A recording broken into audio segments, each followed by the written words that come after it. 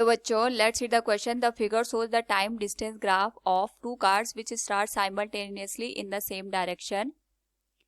Calculate from the graph first by how much distance the car A was ahead of car B initially. Second, which car is moving faster, what their speeds are. Third, after how much time and at which place the car B will catch the car A. Here we have given a graph.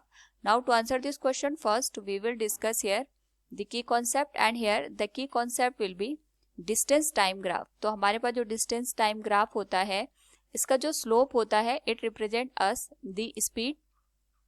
अगर हम यहाँ पे इसका slope निकालें तो उसे हमें car की स्पीड के बारे में इंफॉर्मेशन मिलती है. फर्स्ट पार्ट में हमसे पूछा गया है by how much distance the car A was ahead of car B initially. तो यहाँ पे इनिशियली अगर हम दोनों की डिस्टेंस का पता करें तो टाइम को अगर हम 0 कंसिडर करके चलें तो जो हमारे पास यहाँ पे कार बी है इट इज रिप्रेजेंटिंग 0 किलोमीटर. ये हम ग्राफ से देख सकते हैं. लेकिन जब हमारे पास यहाँ पे हम कार ए को रिप्रेजेंट करें तो हमारे पास जो इसकी डिस्टेंस है it is indicating at 5 kilometre, जिससे हमें ये पता चलता है कि यहाँ पे जो कार ए है it is ahead of car B by 5 kilometre. Second, अगर हम यहाँ पे बात करें पार्ट की, it is asking about which car is moving faster. इसके लिए हमें यहाँ पे इनकी स्पीड फाइंड आउट करनी पड़ेगी. तो सबसे पहले हम कार बी की स्पीड को अगर पता करना चाहें तो इसके लिए हम स्लोप निकालेंगे. And here the slope will be given as perpendicular. ये हमें यहाँ पे दिखाएगा जो टोटल इसकी हाइट है हियर इट विल बी 20 और यहाँ पे जो इसका बेस है इट विल बी 3.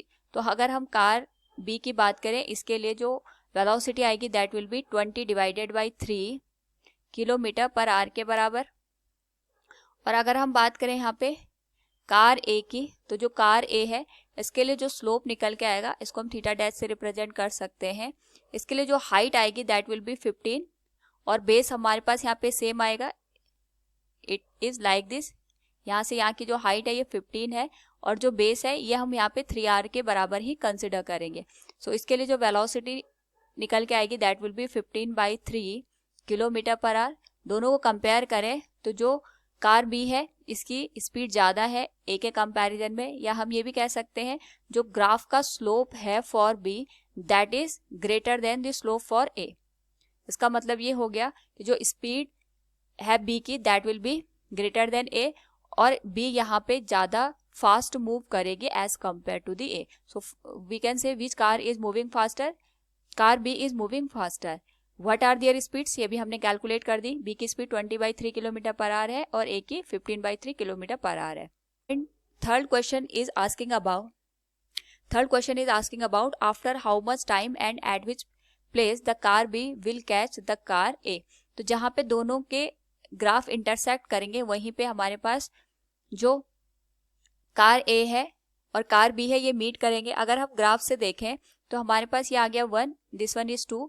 इसका जो मिड पॉइंट यहाँ पे हमारे पास शो हो रहा है इट इज 1.5 आर को रिप्रेजेंट कर रहा है. यानी जब दोनों ने जर्नी स्टार्ट की तो उसके 1.5 आर के बाद जो दोनों कार हैं ये एक दूसरे को मीट करेंगे. एंड अगर हम इसकी डिस्टेंस को देखेंगे it will be at 10 kilometre. 10 kilometre पे जाके आफ्टर 1.5 आवर दोनों कार यहाँ पे मीट कर जाएंगे. So from the given question we have answered all the part. Hope all you understood it. Thank you and best of luck.